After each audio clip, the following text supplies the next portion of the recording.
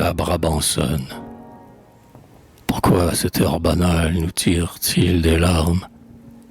Et comment expliquer, prestigieux et fait, que ce chant à la fois nous désole et nous charme, tel le fer qui guérit les blessures qu'il fait?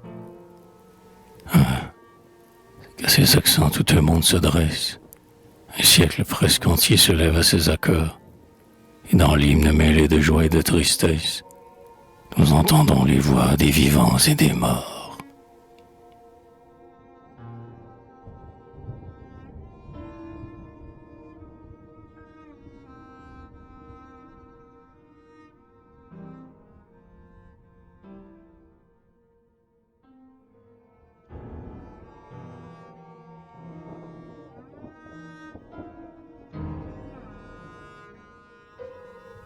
Les morts parlent.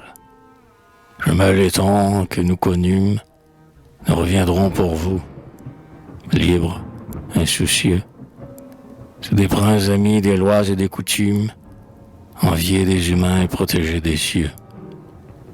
Nous avions, peuple uni, paisible, humanitaire, coulant des jours heureux trop vite révolus, du travail de nos bras enrichissant la terre, amassé des trésors que vous ne verrez plus.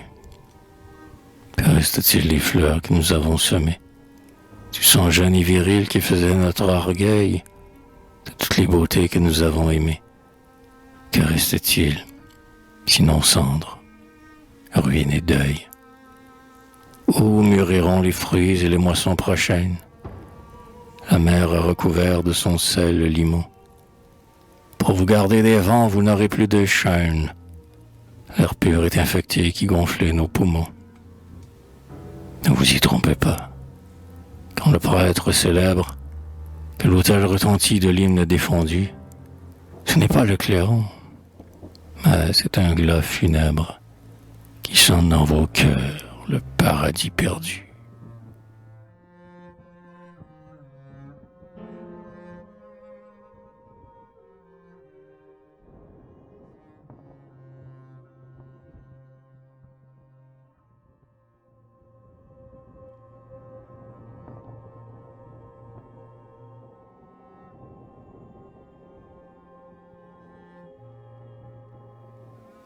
Mais à ces morts, voici que les vivants répondent. Écoutez, disent-ils, la voix de nos canons. Entendez leurs appels où l'espérance abonde. La victoire est en marche, et nous vous revenons. On vous prie la patrie, elle aussi nous fut prise. Mais notre exil commun finira promptement. C'est quand on l'a perdue et qu'on l'a reconquise qu'avec la haine au cœur, on l'aime doublement.